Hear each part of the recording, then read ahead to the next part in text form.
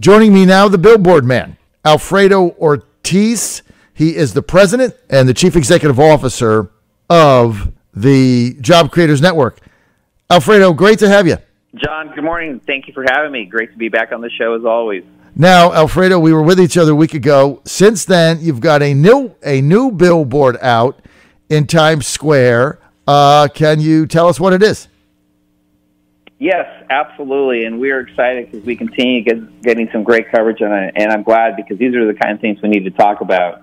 One of our favorite congresswomen, I guess between her and Omar, I'm not quite sure which one now is the favorite, but Alexandria Ocasio-Cortez, or AOC as we call her, in defending her Green Raw deal, she reminded people that she's the boss, which I was like, oh, really? So we thought, you know what, let's remind her who actually is the boss. So we put up a billboard that basically said, no, you are not. The American people are the boss. And we need to remind her of that and others in Congress that they work for us, the American people, not the other way around. I mean, it is amazing that she makes this statement like, I'm the boss, you're on the sidelines, as if she's like running the government and she's not accountable. You know, she was caught up the other day in an airport in Washington at Reagan. Get this, right? She's got the new Green Deal, and this is the third time I'm going to say this because it's beyond the pale of hypocrisy, Alfredo. These people are such hypocrites, right? She got the new Green Deal, and part of it is don't fly, airplanes, too much pollution, etc. We're all going to die, right? Get rid of airplanes. So yesterday, she's going home from Washington to New York. Right? How many times have you and I done that? I don't know, 1,000 times, right? Right. Yep. You go to Penn Station, right? Or you go to Union Station, Washington. You catch Amtrak. You're there at Penn Station in 2.5 hours. Done. Yep. Exactly. She's going on an airplane from Reagan to LaGuardia or JFK, wherever she's flying. And it's going to take her 3 hours to get from point A to point B. And she's on an airplane, but she gets to fly first class, and she's private. Therefore, like, a train is good enough for you, but not good enough for her because she's the elite. Can you believe this? What a hypocrite. Well, it's the same thing that, also remember they were talking about her Uber tab, I guess, in one of, her leading up to her election, right? In 1 year, 27,000 Uber tabs. When she was literally steps away from the subway. She tells all of the folks that out there, take the subway, take the train, but I'm going to take Uber and I'm going to fly. you got to love the hypocrisy. I mean, remember I mentioned about the Democrats and the 3 Ds, one of those Ds being disingenuous? Right. Bingo. I mean, it's just crazy. I mean, you can't even write this stuff, John. It's so funny. I mean, the woman is just unbelievable. And then she's defending... But anyway, we've probably even given her way too much already in terms of talk time. But she is the gift that keeps on giving, and it's just unbelievable. But all the jokes aside, I mean, we wanted to make sure, and AOC has really helped us to kind of drive that point, especially with our first billboard, John, that we did about the Amazon pullout that highlighted the 25,000, plus jobs, actually. In fact, it was actually almost up to 40,000 is what Amazon said. But 25,000 jobs, $4 billion to $6 billion in lost wages if you go up to that 40,000. I mean, the lunacy. I mean, Governor Cuomo is going like his head's blowing off because he can't believe this, right? He can't believe this. They're and now, by the way, have you seen this, John? She's trying to backtrack it a little bit through her chief of staff, saying, well, maybe if they have some community meetings first, maybe I'll let them come back. Unbelievable. I mean, seriously, right? I mean, it's just crazy. But again, socialism takes, capitalism creates. And that's what, we continue to try to push this because we need to highlight this. And again, as I said last time, we salute the president for, drawing that line in the sand that says we will never be a socialist country. And again, it's sad that an American president has to say that, but I'm so glad he did. And we're going to continue pushing this to highlight all the incredible things that freedom and liberty has brought this country over the past 2 years, the incredible economy. You talked about the unemployment rate, John. I mean, 50-year historic, low unemployment rates, for almost every single demographic. In fact, I think it's almost every single. I mean, Hispanics, blacks, women, Asian, teens, disabled veterans. I mean, what is there not to like about this? It is a roaring economy. We're going to get job numbers out today. They're expected to be healthy again, but an economic recovery that continues to grow even bigger. And let me give you some facts here, or Alfredo Ortiz, I want to get you to comment on. I was with Larry Kudlow yesterday at the White House. Some of the facts that he said that don't always get publicized in the legacy fake news media. So get this. He said that business investment is up 9% in 2018. 9%. And they had surveys done on this in the White House Economic Council. And he said that was directly attributable to the fact that in the Trump tax cut, businesses can deduct 100% of their capital investment. So he said business investment up 9%. Now, you could say, well, that's pretty good, but that's a lot of new businesses and small companies. All right, so get this. On the S&P 500, the companies on the S&P 500, business investment 2018 up 15.5%. So big companies are investing, little companies are investing. Everybody is investing in this economy. And what Kudlow said is it's deregulation and it's lower taxes. And that's what's driving it. Comment on that.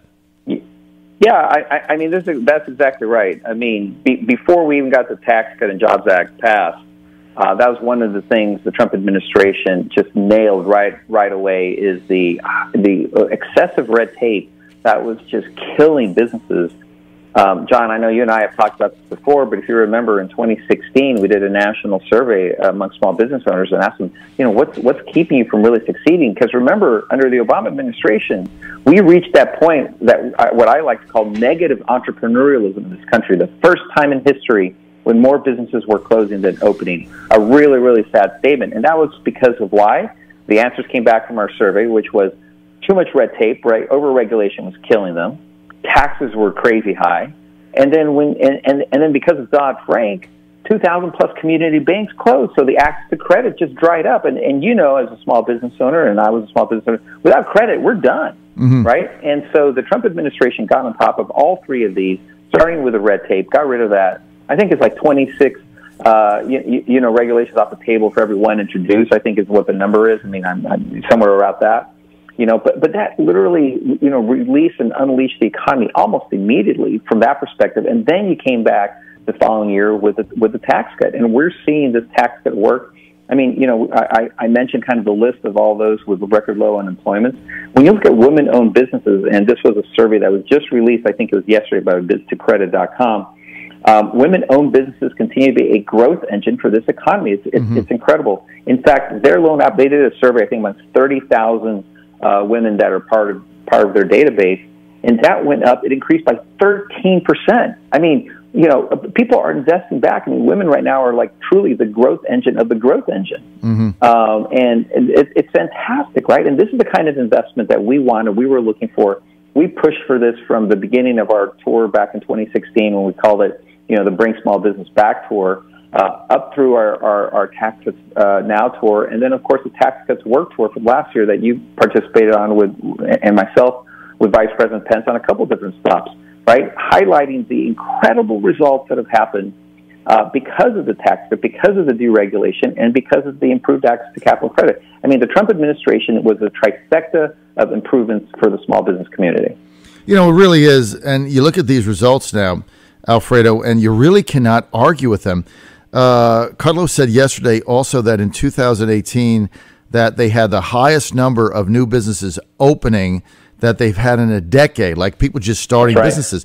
And he said, this is like the entrepreneur's economy. And remember, the president said a few days ago, Alfredo, he said, I want an economy where any American can take I'm a baseball player in college, so I thought his analogy was excellent, where he can say, take a swat at the ball, swing the bat, try to connect. Right. And I think when he said that, what he was saying is, before, to take the risk of opening a business, there was so much regulation, high taxes, you just didn't do it. Now he says, hey, take a swing at the ball, see if you can hit it. And he said, that's the environment that I want to do, where Americans feel, look, I can open up a business too. The other thing that Kudlow said yesterday in our meeting was that he said that, it's just coming to me. Hang on just 1 second here. He said that the number of businesses that are being startup businesses, brand new businesses, he said the overwhelming majority, over 50% of new startup businesses in 2018 were by African American and Hispanic women. A shocking statistic. It's incredible, John. I mean, it is incredible. Latinas, for example, really are truly driving the economy. I mean, I think actually Latinas specifically, it's like a third of that growth is coming from Latinas, right? It's unbelievable. And again, it is the economic environment that has now been provided from the Trump administration over the past years that's led to that. I mentioned that negative entrepreneurialism period under the Obama administration. That was the first time in history. Now we have record numbers of openings. I mean, it's unbelievable. People believe, again, in the American dream, right? They actually think it's possible. You and I, again, as small business owners, we know how hard it is to actually pull it off, right, to succeed. But we have a dream, right? We go for it. We end up putting almost everything on the line for it, right? Whether it's a mortgage, whether it's lines of credit, drawdowns on your cash advances on your credit cards. But we believe and we go for it. And it's hard to succeed. Right, so let's make sure that the government doesn't get in the way of that American dream, and I think that's what what the Trump administration truly understood from day one, and they did that with the deregulatory, less red tape environment and a little lower tax environment. These are the fundamentals that, frankly, define what we call kind of capitalism, or really about freedoms and liberty, in which our country was founded on, in which we believe in it, and again, which is under attack because of this drive of socialism and rising tide. Which, again, is exactly why we put up these billboards and exactly why we're so excited about the kind of coverage we've been able to get, because we must have this conversation, and we will do everything possible. And I have a message to AOC and her listeners, because trust me, John, I'm getting a lot of quote-unquote love emails from the other side, and it's not too friendly. But we're not going to go away. We're not going to be silent, because this is something we must defend, period. John Fredericks Radio Network, 26 past the hour. We're with Alfredo Ortiz. He is the president and CEO of the Job Creators Network. They have put up the billboards in Times Square, which has gone first national, now international, and globally. They're picked up all over the place. They're great billboards. The latest one he has on making fun of AOC, saying that she was the boss. And, of course, Job Creators Network is saying, no, I don't think so. You're supposed to be serving the people. But she's got the whole thing upside down. Alfredo. Isn't that sad, John, that we got to remind a House of Representatives, a member of Congress, of that truth? No, she, like you said earlier, she's the gift that keeps on giving. I'm going to probably donate to her campaign re-election. I want her in there. She's the best thing the Republicans have. And, I mean, it's a scary proposition, but her hypocrisy is what is laughable. I mean, she says one thing and then the next minute does the exact opposite, because she's part of the elite. And look, this is why the socialists, this is why these people want socialism, because it's about power and control. It has nothing to do with economic prosperity or equality. It's about giving them power over your life, and they're the elites, and they will hand out the bags of food in the food line, and they'll determine who gets what, who gets housing, just like in the USSR, right? The government determined who got an apartment, how big the apartment was, how many people were there, where it was, who got a daca, who got a dasha, who got steak, and who got pasta. I mean, they decided what food group what people had. That's what these people want. They want to decide everything. And yeah, John, if I could just add to that, I mean, we've seen the failed experiment live. It's unfolding before our very eyes right now, Venezuela. Right. That's what happens when politicians overpromise and underdeliver. They overpromise. They say everything. We're going to give you everything. The government's going to give you everything, provide everything for you, give you everything for free, and they can't afford to do that, right, in the end. And look what happens. One of the most wealthiest countries, just literally less than a decade ago, one of the wealthiest countries in the world, now completely bringing hyperinflation, 2 million% inflation. I mean, This is ridiculous. This is what happens. This is the socialist experiment model unfolding before our very eyes. And if that doesn't terrify the American public, I don't know what does. We got to fight this. We got to stop this growing tide of socialism in this country. And again, at Job Creators Network, we ask people to please join our fight, jobcreatorsnetwork.com. We need the help. We need the support. We need people out there. I'm getting emails and LinkedIn, outreaches from folks all over the country. And in fact, interestingly enough, blue states, John, blue states, right? Citizens of the blue states are saying, thank you for speaking up. We're afraid to speak up in our own state because we're considered, outliers, basically. JobCreatorsNetwork.com, JobCreatorsNetwork.com. Alfredo Ortiz, we're out of time. Thank you for being with us. John. John Fredericks Radio Network.